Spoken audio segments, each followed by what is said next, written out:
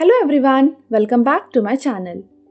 Today we are going to explore a collection of Nobel Prize winning poems.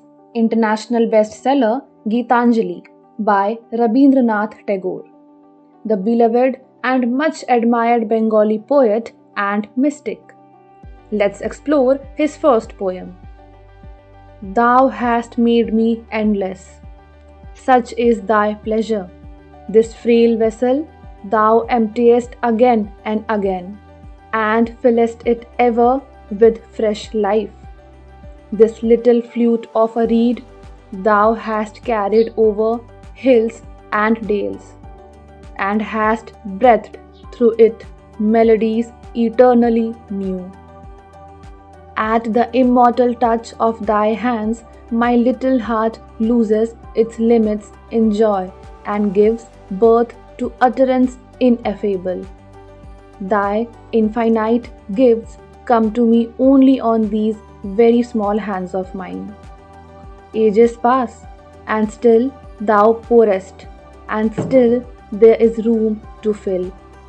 The poet explains that God has made human life eternal. He uses two main comparisons to show this. First, the vessel. He compares the human body to a frail vessel, a weak cup.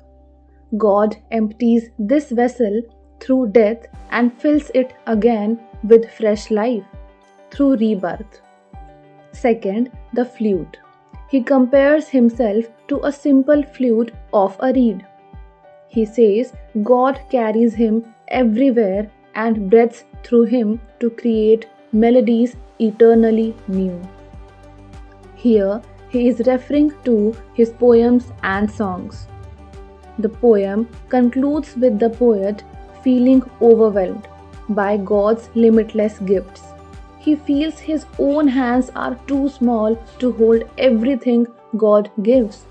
Yet, even as ages pass, God continues to pour blessings, and there is always room for more in his heart. Second, when thou commandest me to sing, it seems that my heart would break with pride. And I look to thy face, and tears come to my eyes. All that is harsh and dissonant in my life melts into one sweet harmony, and my adoration spreads wings like a glad bird on its flight across the sea. I know thou takest pleasure in my singing. I know that only as a singer I come before thy presence. I touch by the edge of the far-spreading wing of my song thy feet, which I could never aspire to reach. Drunk with the joy of singing, I forget myself and call thee friend who art my Lord. The poet feels immense joy and honor when he feels the inner calling or inspiration from God to write and sing. This intense emotion is so powerful, it brings tears of happiness and gratitude to his eyes. The act of singing for the God or divine removes all difficulties, conflicts, and negative aspects of his life, replacing them with a sense of peace and unity. His love and worship for God grows and feels free, like a bird soaring over the ocean. The poet understands that God is pleased by his songs, and that his role as a singer is his unique path to be in God's presence and connect with the divine.